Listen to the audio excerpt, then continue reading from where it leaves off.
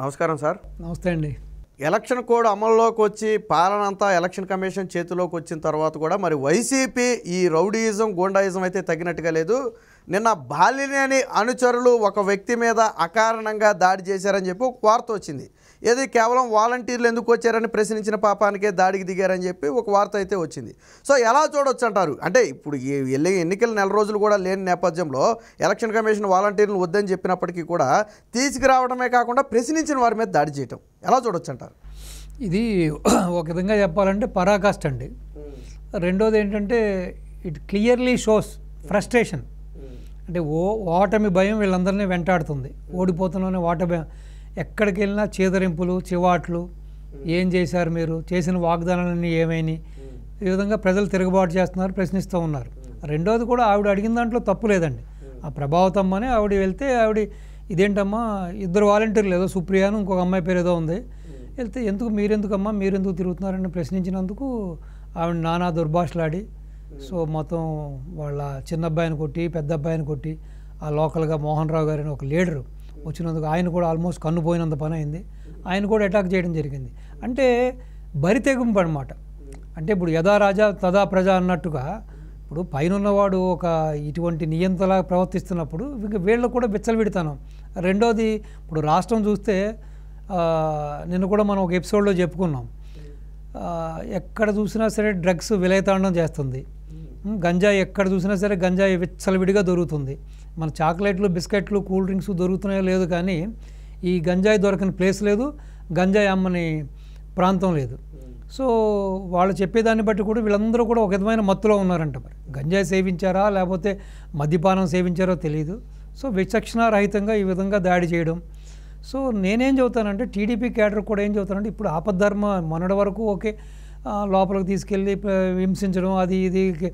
Even బాధితులు అయ్యా నన్ను పలానా వ్యక్తి కొట్టాడు, పలానా వ్యక్తి బెదిరించాడు, పలానా వ్యక్తి చంపబోయాడు అని చెప్తే కూడా ఎదురు వీళ్ళ మీద కేసులు పెట్టిన దాఖలాలు ఉన్నాయి.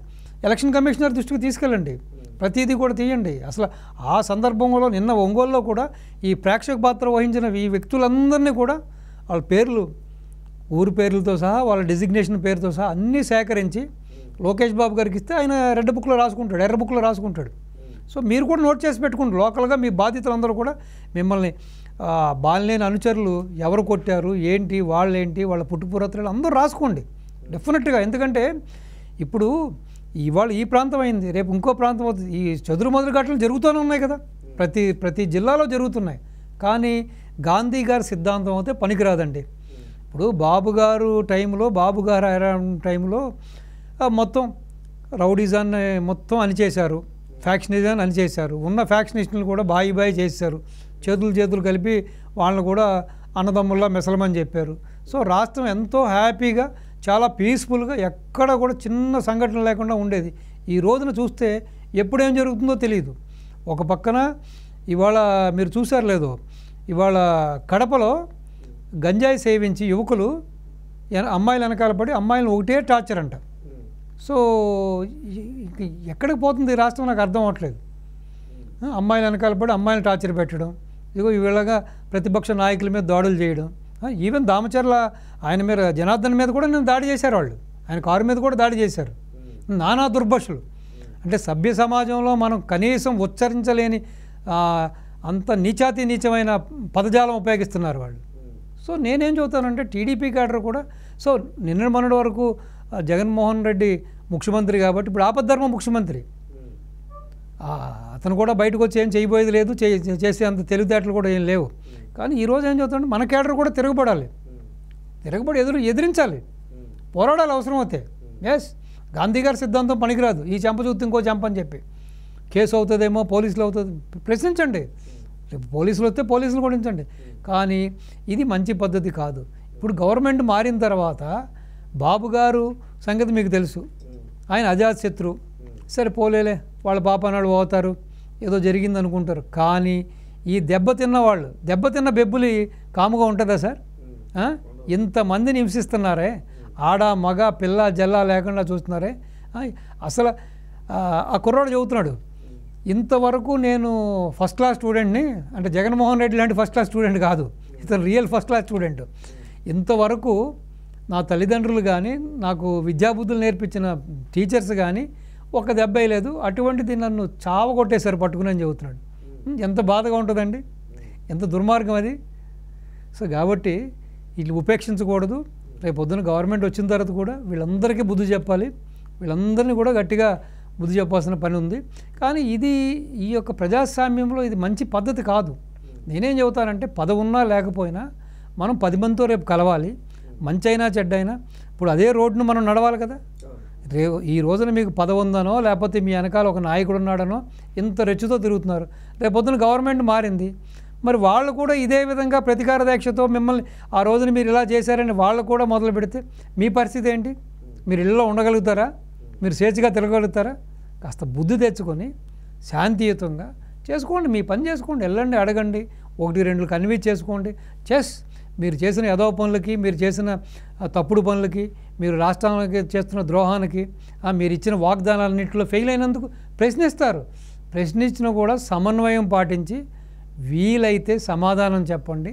మీ దగ్గర సమాధానం లేకపోతే తోక ముడిచి పని చూసుకోండి. ఓటమి భయంతో ఇలా జనాల్ని భయభ్రాంతులు చేసి కొట్టినంత మాత్రాన వాళ్ళకే నష్టం అండి. ఎలక్షన్ టైంలో ఇంతమందిని కొడుతుంటే ఆ చుట్టుపక్కల ఇళ్లలో వాళ్ళందరూ కూడా భయభ్రాంతులు అయ్యారు. రేపొద్దున ఈవెన్ నీకు సానుభూతిపరుడు, నీ పార్టీ మీద అభిమానం ఉన్న వ్యక్తి కూడా నీకు ఓటేయడు. కాబట్టి ఒళ్ళు దగ్గర పెట్టుకోవడం మంచిది వీళ్ళందరికీ కూడా.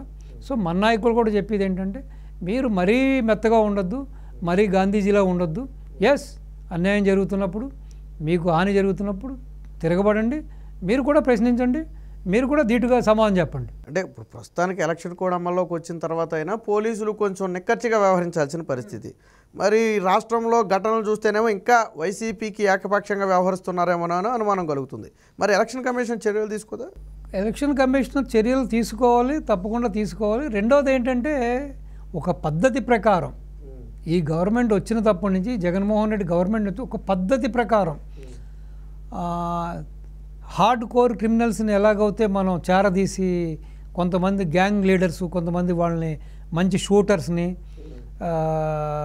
లూటర్స్ని ఏ విధంగా అయితే ఆదరించి వాళ్ళని హక్కును చేర్చుకుని వాళ్ళని ఎంకరేజ్ చేస్తారో, ఈ గవర్నమెంట్ వచ్చిన తర్వాత కూడా వీళ్ళకి అనుకూలంగా ఉండే పోలీస్ ఆఫీసర్ని, వీళ్ళకు అనుకూలంగా ఉండే పోలీసుల్ని వీళ్ళు నియమించుకోవడం జరిగింది.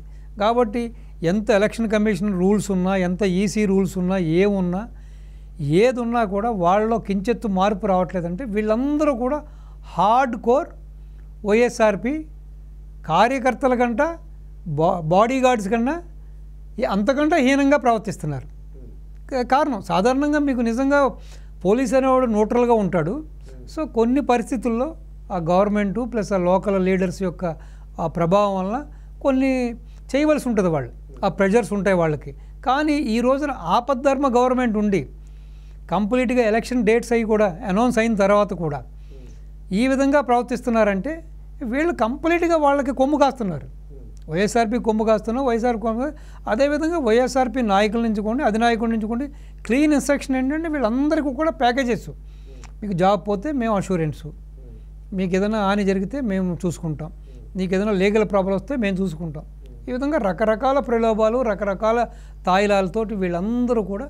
సో నేను మీకు లాస్ట్ టైం చెప్పినట్టుగానే ఇప్పుడు కూడా చెబుతున్నా, కంపల్సరీ గవర్నమెంట్ వచ్చిన తర్వాత లోకేష్ బాబు కానీ లేకపోతే పెద్ద ఆయన బాబు గారు కానీ పోలీస్ డిపార్ట్మెంట్ని కంప్లీట్గా మోర్ దెన్ 90% ప్రక్షాళన చేయకపోతే రేపొద్దున మన గవర్నమెంట్లో కూడా మన ప్రజానీకానికి, మన నాయకులకి, మన కార్యకర్తలకు కూడా న్యాయం జరగదు.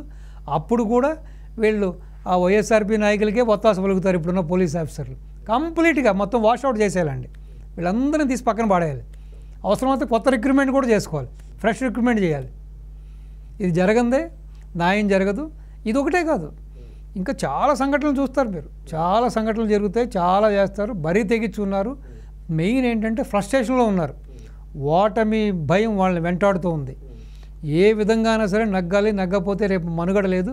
మనం చేసిన స్కాములు, మనం చేసిన దోపిడీలు, మనం చేసిన అన్యాయాలు, మనం చేసిన దౌర్జన్యాలు, వీటన్నిటికి గవర్నమెంట్ మనం పనిష్మెంట్ ఇస్తుంది. కాబట్టి ఏ విధంగా అయినా సరే మళ్ళీ బతికి బట్ట కట్టాలి, మనం మళ్ళీ గెలవాలనే కృతనిశ్చయంతో ఎంతటి నీచానికైనా దిగజారిపోయి వాళ్ళు అన్ని ప్రయత్నాలు, డబ్బు, దశకం, రౌడీజం, గూండాయిజం అన్ని పోలీసుని అన్ని డిపార్ట్మెంట్స్ని అన్నిటిని ఉపయోగించుకుంటూ వాళ్ళు ఆ విధంగా ముందుకెళ్తున్నారు.